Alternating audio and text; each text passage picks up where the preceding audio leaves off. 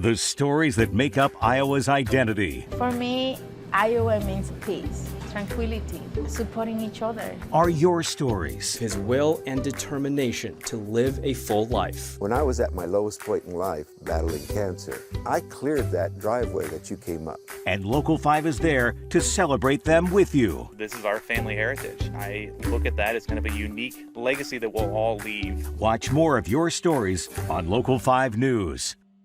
Wind isn't hard to come by out here in Linn County, especially in an out in the open area like this. Well, it's a good thing that Russell Brothers Farm has this wind turbine because that wind energy keeps a majority of the farm running. It is really windy here, and Iowa's a great place to have wind turbines. My Uncle Mo always said, I am just sick and tired of being out in the wind doing chores. I want to get some good out of it. So Jason Russell had a wind turbine constructed on his farm in northeast central Iowa a decade ago, which spins through the whipping air, generating wind energy to keep the farm running. The turbine stands over 100 feet tall, and the farm also features 1/3 of an acre of solar panels, generating electricity from another clean energy source. You know, I think we're winning because we're almost no electric bill, and we've got wind and solar, so we're kind of hedging our bets as far as what Mother Nature is going to deliver to us for renewable energy that way. Operating a farm almost solely on renewable clean energies. I'd say we're generating 96% of our own electricity on this place. This meter stores the electricity which the farm's hog barn pulls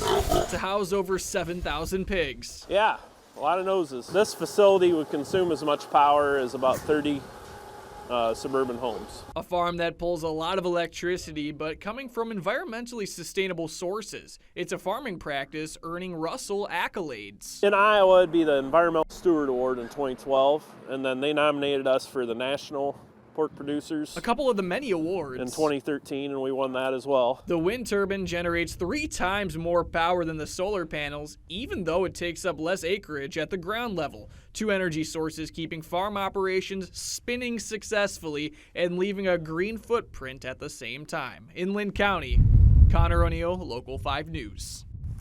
In this cozy home entrance is the room of Guadalupe Lopez, home in Des Moines, where craft, kindness, and tradition take shape. These roses, a popular gift in Mexico. My family is originally from Oaxaca, Mexico. A place that showed her the meaning of each rose.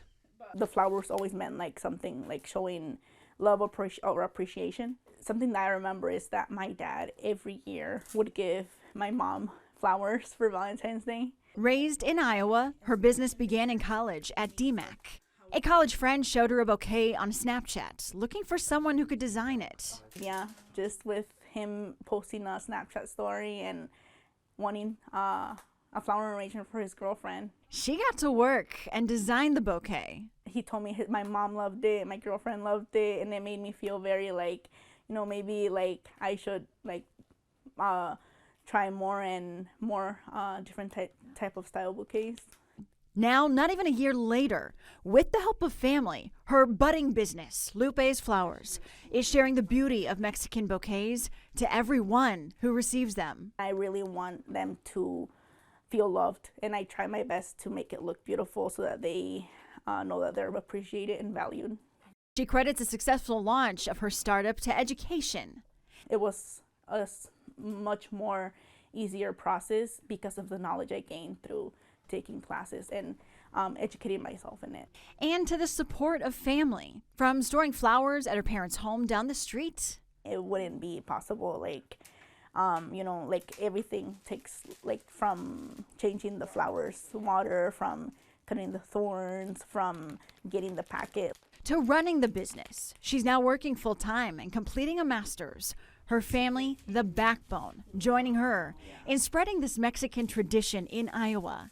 As she designs each bouquet, she wants her parents to know it's all possible because of them. I want them to know that their sacrifices, I hope that they feel that they were worth it. This bouquet of 50 yellow roses with gold butterflies and a crown, spreading love and appreciation, one flower at a time. Jamie Beyer is all abuzz for bees. Beekeeping is one of the most educational tools on learning about nature than I've ever experienced. An apiarist for 8 years, he's also the president of the Central Iowa Beekeepers Association. And he's the first to admit he likes to talk about bees a lot. Somebody finds out I'm a beekeeper, I'm surrounded by people with questions. They want to know about it. They want to know about what the problems of bees. They want to know just what I do. Jamie takes any chance he can get to raise awareness about bees because he says it's working. Iowa's honeybee population is stable, he says, maybe even going up a bit. And that is because of the increased interest in keeping honeybees. There's a lot of people that are into bees now. They might only have 5 or 10 hives or 2 hives. Those are hobby beekeepers. We're seeing a huge increase in those beekeepers. Jamie likes the idea of Bee Check, even with its shortcomings. Unfortunately, it's not adhered to by 100% of the beekeepers out there. Some people are kind of private in where they keep bees. They're worried that somebody's going to come in and steal their bees. So if they register their hives, everybody knows where their hives are then. Jamie would like to see all beekeepers register, and the spraying rules apply to not just commercial sprayers, but private ones as well. A private farmer in his own application does not have to abide by that rule. But like where I keep my bees, they still abide by it for the benefit of me. An instance where it pays to be neighborly, have conversations, and share the strategy that will hopefully not only lead to more red dots on a map, but more bees pollinating and making honey across Iowa for generations to come. Making sure food that looks like this gets to people in need for free is what the Secretary of Agriculture, Mike Nag, hopes the Iowa Local Food Purchasing Program does.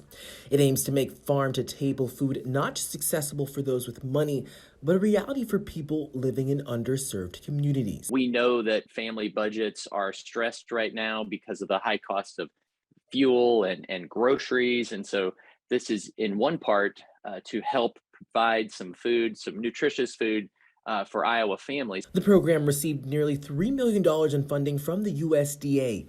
$1.8 million of it will go towards buying food from farmers and producers to help distribute the food to underserved communities. Nag says the program is not only helping underserved communities, but will also help small or disadvantaged farmers by buying that food from them. You've got a growing marketplace that you can serve. That's how we help those folks. I think that's the golden opportunity here, is to connect some dots and then create demand that maybe wasn't there before. We are really excited to, one, just have the local food purchasing assistance program. Aubrey Alvarez, the executive director of Eat Greater Des Moines, says the state starting this program is necessary. Alvarez, who works with getting food to people who are struggling, says the need has drastically increased recently. Her role with the new program will be to help farmers or local producers get connected to the state to know what to do and also coordinate what communities need the food. This food is really going to be a timely addition to an already stretched emergency food system.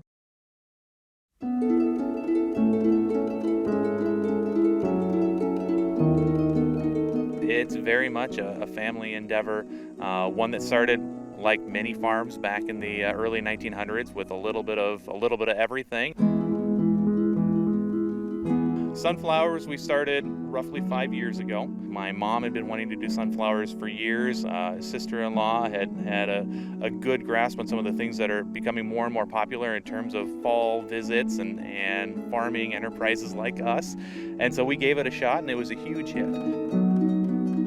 This year we've got a few different varieties of sunflowers, a few more colors of sunflowers, some branching sunflowers, and then last year we added zinnias and did just shy of 2 acres of zinnias, and that also was really popular. It's been fun to see a lot of people come out for the sunflowers and then they wander over into the zinnia field and end up spending a lot of their time actually in the zinnias, because it's such a unique experience just to be in a field that looks like it goes on forever with those flowers. This is our family heritage, and so getting to get up in the morning and take something that started long before me and potentially keeps going after me, and so I look at that as kind of a unique legacy that we'll all leave for our community, for our family, and for anyone who comes out and visits and lets us be part of their family traditions.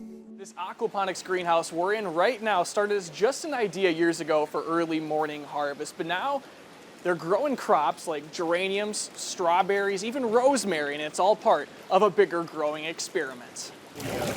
Everything comes from the aquaponic water. This compact greenhouse in Panora, Iowa is unique to say the least. Each one of these tanks can hold 100. A greenhouse full of noise with 7,500 gallons of water flowing through 4 tanks of swimming tilapia fish. I can feel them in there. But don't let this process sway you. These fish are super important at Early Morning Harvest's aquaponic greenhouse farm. The fish replace the fertilizer.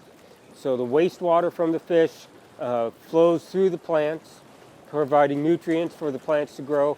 In the same breath, those plants then clean the water for the fish. A closed system which takes pristine farming technique. You have to be really careful with herbicides and pesticides because of that enclosed system. Fruits and vegetables grow all year round inside the warm greenhouse. There's tomatoes, there's lettuce, 3 types of kale, Swiss chard, and even flowers. Nasturtium's a popular one. That are edible, yes. You can eat.